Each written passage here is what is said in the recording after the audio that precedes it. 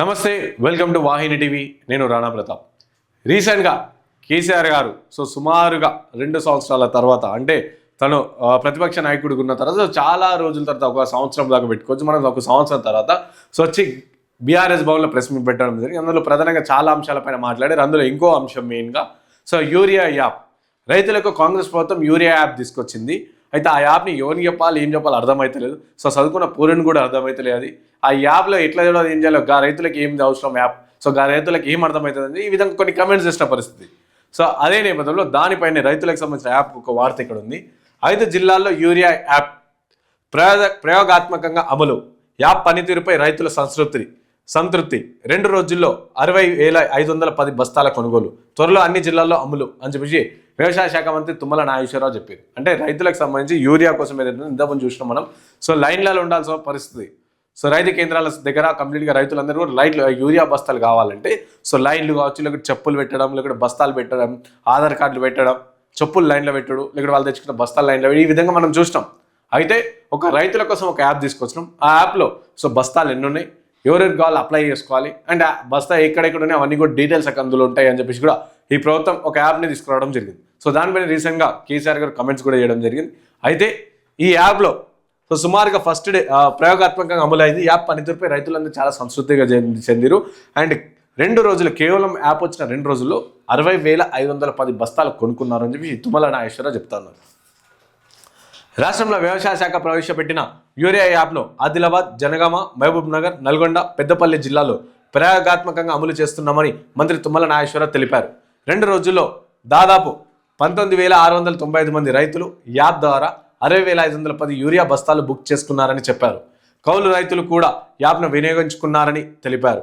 ఇక యాప్ ద్వారా రైతులకు సమీప డీలర్ల వద్ద స్టాక్ సమాచారం లభించడం, ఓటీపీ ద్వారా కొనుగోలు చేయడం సులభమైందని మంత్రి పేర్కొన్నారు. యాప్ సక్సెస్ఫుల్గా కొనసాగుతుండడంలో త్వరలో రాష్ట్ర వ్యాప్తంగా అమలు చేయాలని అధికారులకు ఆదేశాలు కూడా జారీ చేశారు. అయితే మేము ఇక్కడ సైడ్ ఒక రిక్వెస్ట్ ఏం చేస్తున్నాం అంటే, రైతులకు సంబంధించి ఎవరైనా సరే వ్యవసాయం ఇప్పటిదాకా చూసుకుంటే మా ఫాదర్ ఆ జనరేషన్ వల్ల చాలా మంది రైతులు చేస్తున్నారు. చదువుకున్న రైతులు చాలా తక్కువ మంది ఉన్నారు.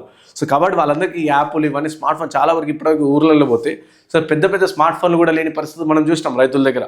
ఏ రైతు దగ్గర కూడా పెద్ద స్మార్ట్ ఫోన్, డబ్బా ఫోన్ కూడా చాలా గగనం, అక్కడక్కడ చాలా రేర్గా కనిపిస్తుంది. ఈ మధ్యలో యూజ్ చేస్తున్నారు, ఎందుకంటే పొలం కాడ బావి కాడ పోయినప్పుడు ఏమైనా ఇబ్బంది అవుతుంది అని చెప్పేసి ఒక డబ్బా ఫోన్ వాడుతుంది. అలాంటి వాళ్ళకి ఈ యాప్ ద్వారా ఏం అర్థమవుతుంది అని చెప్పేసి మా సైడ్ నుంచి కొంతమంది రైతులు మాకు చెప్పారు, ఆ యాప్ ఏదో తెచ్చిరే మాకు అర్థమవుతుంది అని చెప్పేసి కొంతమంది చెప్పిన పరిస్థితి. కాబట్టి అలాంటి వాళ్ళ కోసం యాప్ కన్నా బెటర్, టోల్ ఫ్రీ నెంబర్ వస్తే అది కూడా బెటర్. అంటే యాప్తో పాటు చదువుకున్న రైతులు ఎవరైతే వ్యవసాయం చేస్తారో చదువుకున్న వాళ్ళు, వారితో పాటు ఒక టోల్ ఫ్రీ నెంబర్ అని పెడితే ఫోన్ చేసి, అయ్యా గిట్లా నేను ఈ రైతుని, మా పాస్బుక్ నెంబర్ కావచ్చు, నా పొలం గింతుంది, నాకు ఈ యూరియా కావాలి, నేను ఈ ఊరు నుంచి, ఈ పలానా జిల్లా నుంచి, పలానా మండలం నుంచి ఫోన్ చేస్తున్నా, అయితే నాకు ఏడ దొరుకుతుంది అని చెప్తే వాళ్ళు ఎవరైనా సరే ఒక టోల్ ఫ్రీ నెంబర్ ద్వారా అక్కడ కంప్లీట్గా కొంతమంది అధికారులను పెట్టి మీ ఏరియాలో అప్పటిదప్పుడు చెక్ చేసి, మీ ఏరియాలో ఇక్కడ ఉంది, గీనెకి ఫోన్ చేయరు, మీకు బస్తాలు దొరుకుతాయని చెప్పి ఈ విధంగా చేస్తే బాగుంటుంది అని చెప్పేసి రైతుల నుంచి వస్తున్న కొన్ని సూచనలు అనమాట. ఈ విధంగా యాప్ ఎంతమంది రైతులకు తెలుసు, ఇంటర్నెట్ యాక్సెస్ ఎంతమంది ఉంటుంది ఊళ్ళో, ఇప్పటికీ కూడా చాలా ఊర్లో ఇంటర్నెట్ యాక్సెస్ లేదు. అలాంటప్పుడు ఈ యాప్ ఏమని పనిచేస్తుంది. మీరు ఇక్కడ ఆదిలాబాద్లో స్టార్ట్ చేశారు, ఆదిలాబాద్ కూడా ఉంది. ఆదిలాబాద్లో కొన్ని ఊర్లలో అయితే కరెంట్ కూడా లేని పరిస్థితి మనం చూసినాం.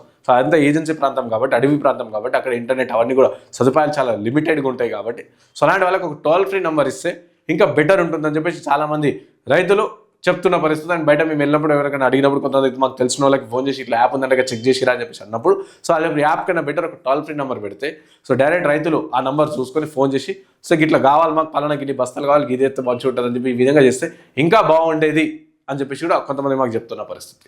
చూద్దాం ప్రభుత్వం ఇప్పటికైతే ఇది బాగుంది అని చెప్పేసి కూడా తుమ్మల నాగేశ్వరరావు ప్రెస్ మీట్ పెట్టి చెప్పడం జరిగింది.